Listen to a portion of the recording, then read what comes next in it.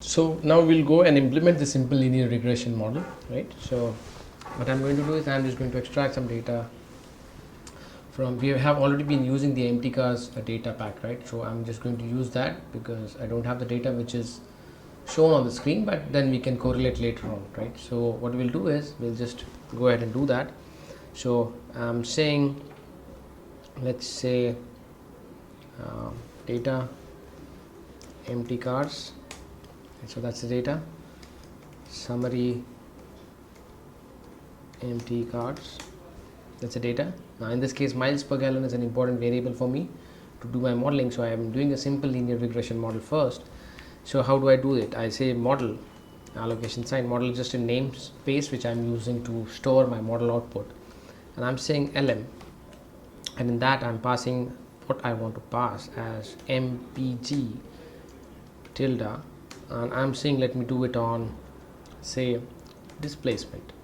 So if I'm doing that on displacement and I'm saying the data to be empty cars, just run this model. So you can see the model is created over here. I can do a summary of my model in this case, which comes out as this, right? So this is the output which I can see on my screen. So basically this 29.59 is nothing but your beta 0. This is your beta 1, which has a negative value, right? This t value is nothing but, if you look at a t distribution, this is the actual t value which is coming out, which is nothing but an output which is derived by using a b1 minus beta 1 divided by standard deviation of beta 1, right? So that's, it's internally computed. You check this against standard critical t values basis the confidence level, which is taken as default of 0.95, and then you just compare that, and because this is on extreme side of minus 1.96, you can say this is surely lying in the non-acceptable area, and obviously you'll accept the alternate hypothesis. So you're not able to accept the null hypothesis, so you accept the alternate hypothesis. So what is the null? The null in this case is that displacement, the coefficient for displacement is equal to 0, and the alternate is the coefficient is not equal to 0. And in this case, if it comes as a non-equality sign, it's good for you, because it's basically saying that the variable has a non-zero value if you're doing a standard statistical test, and that makes sense, right? So that you can use it as a part of your model further, right? The standard residual error is basically talking about the epsilon values, and the multiple R square is basically talking about how much of it, so how much of variance in y, in this case mpg, has been explained by the variables in the model. So in this case it is a single variable model, so it is saying 71% or 71.83% of the variation in y has been explained by the model. The adjusted R square is somewhere close to the multiple R square, and it's just a means to understand whether there is some presence of multicollinearity. If this value is drastically different from the multiple R square, it's an indication that there is a presence of multicollinearity. The F stat is basically talking about significance test, but it is doing so not on the variable level but on the aggregate model level, right? When you look at this p value, it's doing the same thing. So you're basically trying to understand whether, okay, if I'm looking at the distribution, right? So if I look at a standard distribution, the p value is very less, it's less than 0.05. So if you look at the inverted bell curve, it's on an extreme side and it's much smaller in area, so it has to fall in the rejection area, right? So that's again an indication. So both of these things will be talking the same thing. So if this is high, this has to be low. If this is a low value closer to 0, this will be a high value, that's for sure. So you can either use this, and if for some reason you fail to understand both of these theoretically, like if you are a coder, right, if you are a software developer and you fail to understand statistical implication, then you should look at the stars. The stars is a direct indication that the variable is significant, right? Okay, so now I've just shown you a quick run which is done over here, and I can again do that same over here, but instead of using displacement, I can just use a dot to indicate that take all variables, and then if I do a summary of model, I'll get the list. Now if you see right now, when I'm running the regression model, none of the variables are coming as significant. This indicates that overall, if I use all my variables, this is not coming up as a significant model. So I need to iteratively add one, remove one, and all those things. That is called as a forward approach. There is a backward approach, there is a forward backward approach, backward forward approach. So all those things are done when you're doing the modeling process to basically understand whether the variables are significant. So at the end you will try to retain a few variables which are really significant and just dump the others. So ideally I want a model which is at a variable level also significant, and at an overall model level, when you look at the f-stat and the corresponding p-value also, it should be significant. That talks about, yes, whether the variable is good, and generically the model is also a good model or not. So let's have a look on the screen and just quickly go through what is available in the content. Okay, so we see that y is equal to beta 0 plus beta 1 x is shown as the simple linear regression, right? So there is this data, so it's a master's program in data analytics, and in order to plan the infrastructure of the course for King's College, they would like to estimate the number of applications it is expected for the next year. So basically they are going to use some historic data to build in a model and then change the parameters of the independent variable to understand what is the expected y value. So here is mentioned in here, application is a variable name indicating the number of applications, which typically should be a y. Place underscore rate is the average placement rate, and number underscore grad underscore stud is the number of undergrad finals year students, right? All of these would combine together to form basically your x's, and the y would be your application count. So you can see this data over here. So there is this applicants, the place rate, and the number of grad students. So place rate is nothing but the placement percentage rate. Number of grad is the graduation student. They given records for 15 years. You have to predict the number of applications using the placement rate. So what is the expected number of applications given that these are the x's?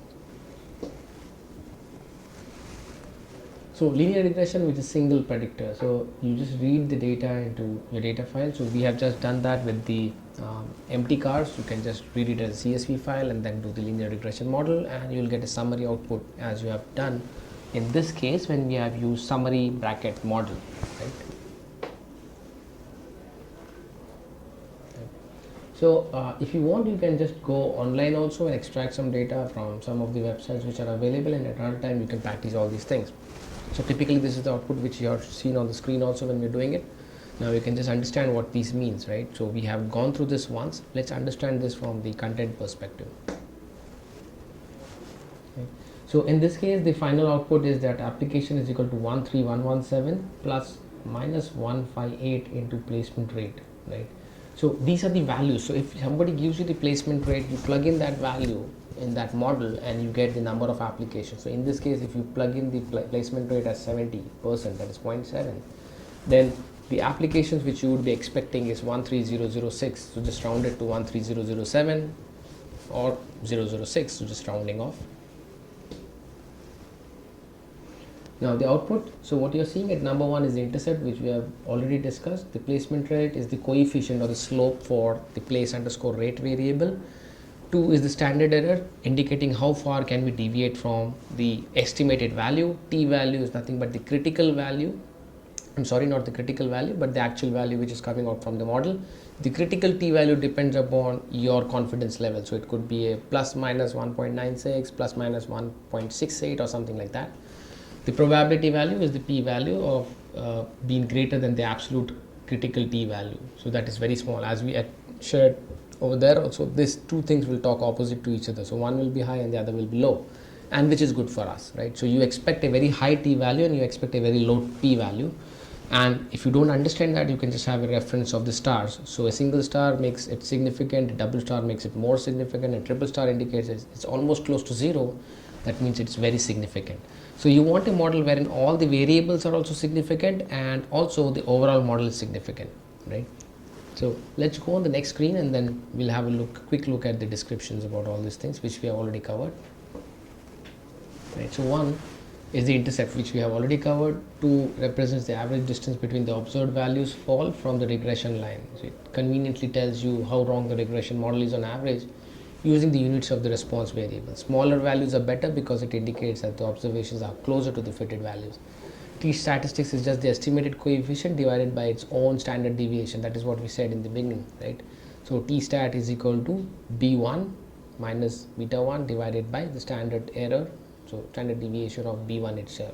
Thus it measures how many standard deviations from 0 the estimated coefficient is, and it is used to test the hypothesis. The true value of the coefficient is non-zero in order to confirm that the independent variable really belongs in this model.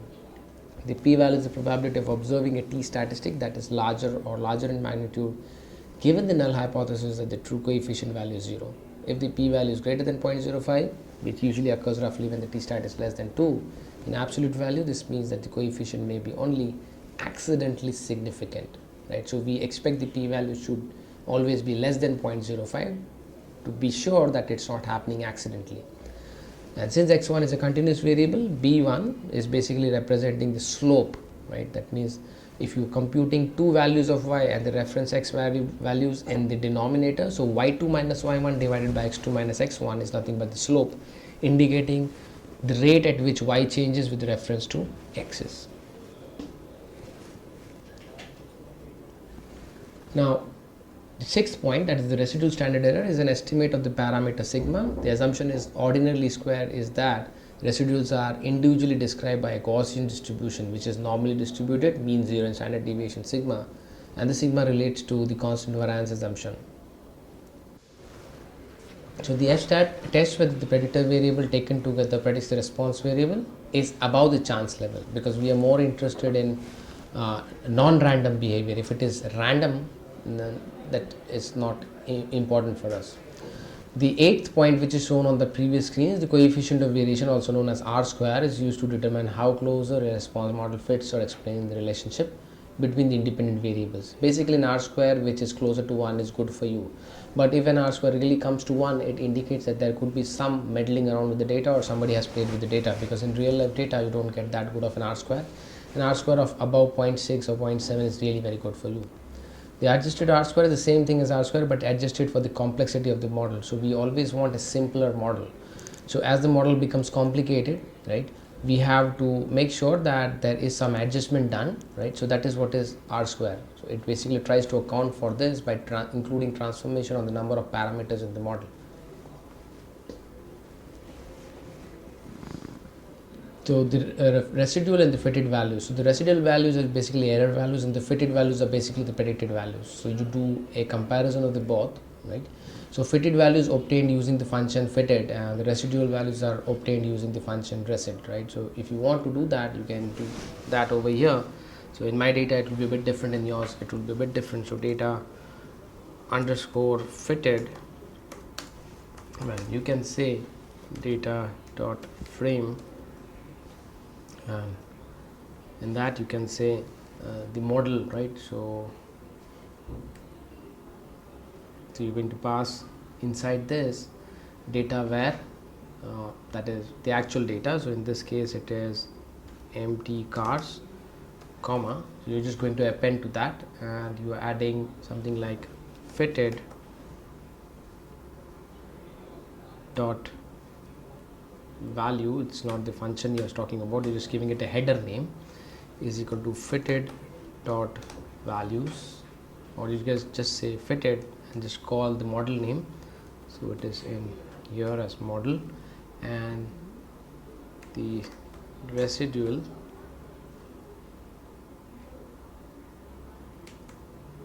is equal to resid bracket model. So now if you do an head of data underscore fitted, just 6 observations. So this is the actual data, this is the predicted value, and this is the error which is being computed. So you can see some positive and negative errors, and so this 22 and 26, the gap is more, so this is the error which you are seeing over here. The confidence in the prediction, so you can use the function predict to predict it for a different set of data, and incidentally you can also use the interval part also over there. So if you say something like, so I'm not going to just run it, so I'm saying head predict, and inside this function you are passing something like the model name itself, right, and then you are saying interval is equal to confidence, right. So it gives you the predicted values, the lower limits as well as the upper limits. So that's what is coming, right. So incidentally this will be the same. If you can see over here, same, you can build it into one table also if you want, You can allocate it to the main table also. I'm not doing that over here right now. And if you want to see what are the contents of this model, you can just say names of model, right? And it will show you the various parameters which are available within this.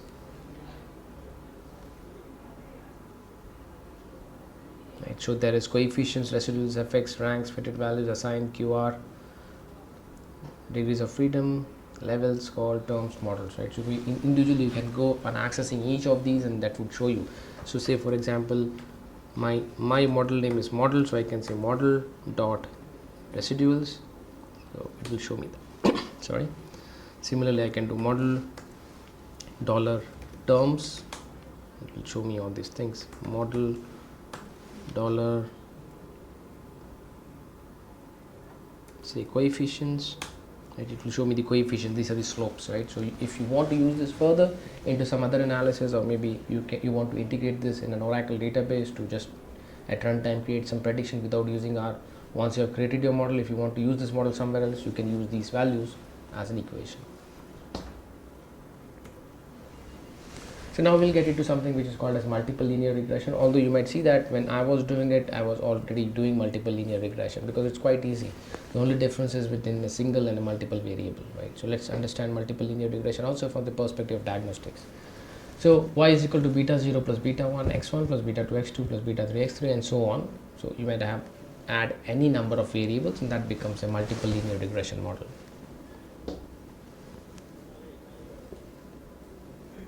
So you can see the same output which is coming over here.